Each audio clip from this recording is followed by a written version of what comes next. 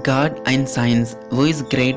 This is one topic that has been in debate over a decade.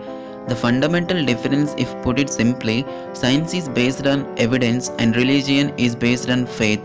Certain people believe that God exists and miracles do happen, and we all have faith in God for what He does.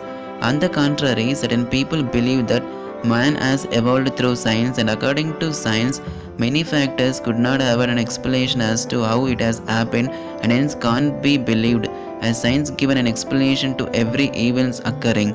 When an individual has faith in something, he does not require an evidence to prove what is happening, and this is opposed by a scientific mindset. People analyze a situation through various thinking, and it could be based on either religious beliefs or on scientific thinking, and this is where the confusion arises. A beautiful debate is being illustrated between Albert Einstein and a student at one of his class sessions. Einstein was an atheist, and hence he believed that there is no God and only science existed. In one of his classes, a debate accidentally starts related to the topic God versus science. He asked one of his students, who are a firm believer in God, to answer to his questions. His questions were simple initially, and he wanted to make sure that the student was a strong believer in God.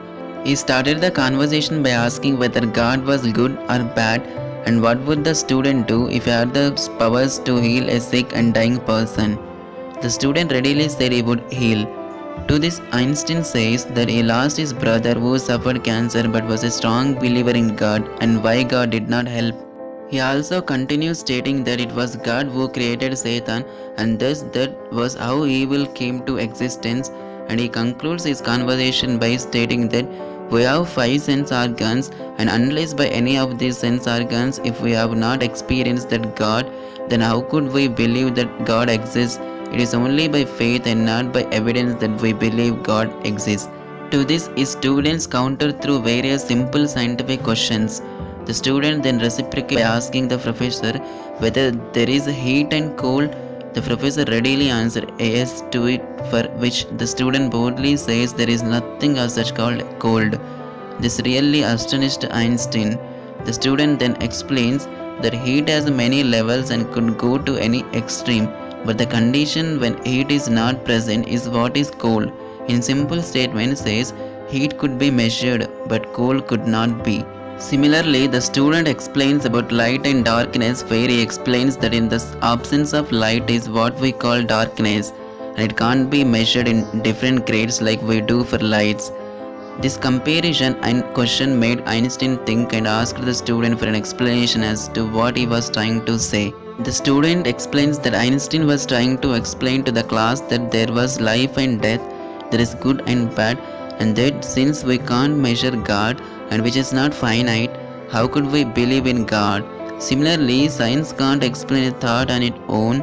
It uses electricity and magnetism, but has never seen either of these, and thus he puts a simple question to Einstein whether man evolved from monkey.